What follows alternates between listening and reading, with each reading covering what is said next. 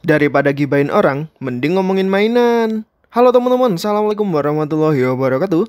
Selamat datang lagi di channelku Dit Onion, dan kali ini kita bakal ngomongin Figma dengan nomor series 313 Black Magician Girl atau Dark Magician Girl. Yang berikutnya bakal tak sebut DMG ya, karena biar lebih simpel dan mudah aja spellingnya. Nah, Figma DMG ini sempat reissue ya, yang artinya diproduksi 2 kali sama GSC. Dan yang tak pegang ini adalah Figma yang rilisan pertama. Harusnya sih sama aja ya dalamnya sama Figma reissue yang tahun 2020 kalau nggak salah. So, langsung aja kita buka boxnya, let's go.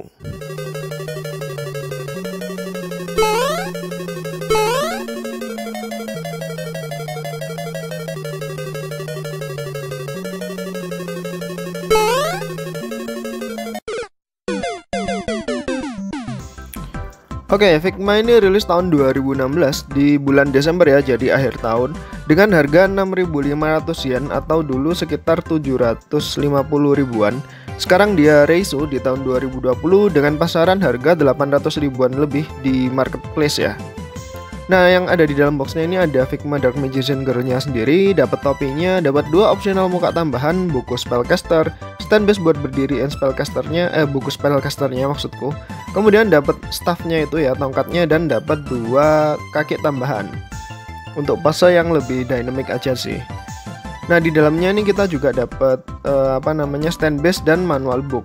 Oh ya, ini dapat beberapa optional tangan juga buat pegang staffnya, berpose, lain-lain lah intinya.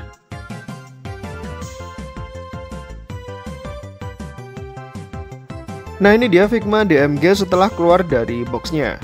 Ya, dari sekilas pandang dan hands-on pertama kali, barang ini terlihat bagus ya. Build quality standar Figma rapih dan cakep aja lah intinya. Yang aku suka dari Figma ini tuh ekspresi mukanya. Cat di matanya cakep banget, dan make up atau blush on di pipinya ini asik ya. Bener-bener mirip banget sama DMG yang kita tahu di art kartunya. Karena desain karakternya sendiri yang cukup sederhana, jadi nggak banyak detail yang bisa diomongin di sini ya.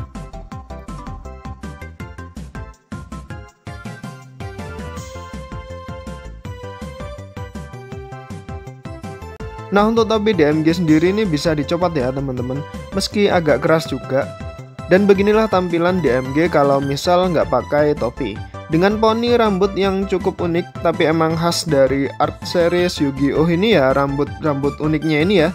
Dan di bagian belakang kepalanya yang atas ini ada lubangnya buat nyolokin topi tadi. Jadi emang agak aneh gitu kalau dilihat, tapi nggak masalah juga sih. Tinggal nanti angle fotonya aja kalau misalnya kalian mau ngefotoin atau ngemainin mainan ini.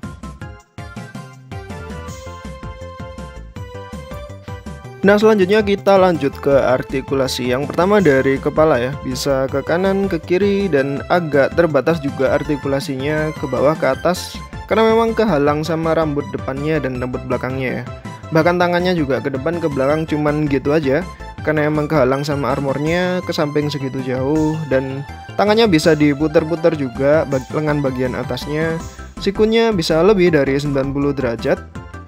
Kemudian di pergelangan tangannya juga bisa diputer-puterin meskipun dikit ya, karena emang kehalang sama armornya ini. Nah, terus berikutnya bagian badannya, ke samping kiri, samping kanan, ke depan, ke atas, lumayan jauh ya kalau ke atasnya. Dan armornya yang bagian samping ini bisa digerak-gerakin juga buat nambah artikulasi bagian lengannya aja. Kakinya ke depan segitu jauh, kemudian ke belakang kehalang sama roknya ini, dan lututnya bisa lebih dari 90 derajat. Di pergelangan kakinya juga ada artikulasinya, ke depan, ke belakang, dan sedikit diputar-putar kanan kiri ya.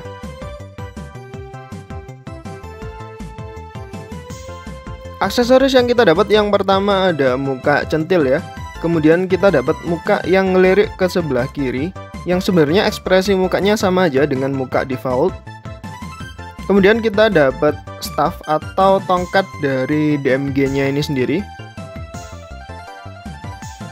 Berikutnya kita dapat paha atau opsional kaki tambahan ya, buat pose yang lebih dynamic aja. Dan cakep banget sih, ini pahanya mulus banget.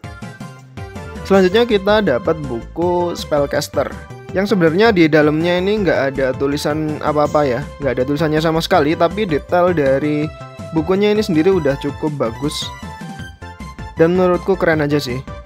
Nah, selanjutnya kita dapat beberapa optional tangan untuk megang tongkatnya, kemudian untuk pose peace gitu ya, dan tangan tangan kebuka lah, relaxan lah intinya.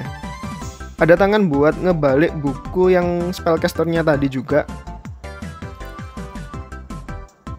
Selanjutnya kita dapat stand base, yang kalau misalnya ini kita satuin ya, ada lubangnya dan ada colokannya juga, kita bisa masang buku spellcasternya ini di stand base-nya ini. Jadi kayak dia di pose atau dipajang sejajar gitu ya, melayang lah ya intinya, di pose melayang di samping Dark Magician Girl-nya.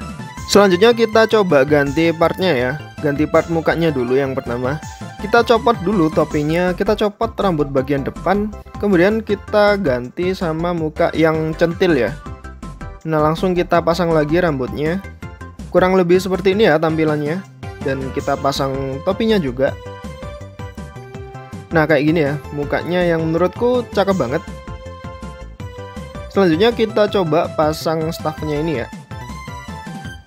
Kita cari dulu tangan yang bagian pegang tongkatnya. Nah, ini kita tinggal copot bagian atas dari staffnya, yang ternyata cukup berat ya, cukup susah juga karena kenceng banget ini.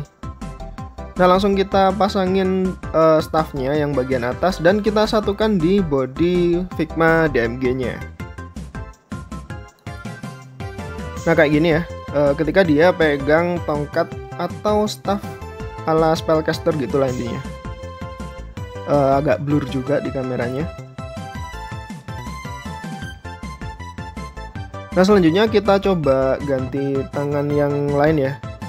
Buat pose yang lebih lucu aja, kita coba pasangin tangannya modelnya kayak gini, dan berikutnya kita coba ganti pahanya atau kakinya supaya dia lebih kelihatan lebih centil aja. Kita copot dulu paha di bagian lengan kaki kirinya. Kita copot sepatunya juga. Langsung kita pasang dulu di pahanya yang mau kita pasang, bagian sepatunya itu tadi. Kalau udah dirasa udah rapat, langsung kita sambungin di Figma DMG-nya. Nah, kurang lebih tampilannya kayak gini ya. Cakep banget, dan jujur ini bener-bener pose yang keren banget sih. Kalau misalnya ini mau dipajang di etalase ya, aku paling bakal ngeposein kayak gini ya.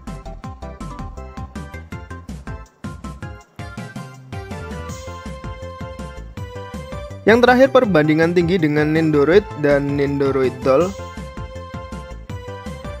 Kemudian berikutnya perbandingan tinggi dengan SAF01 dan Figma Link seperti biasanya.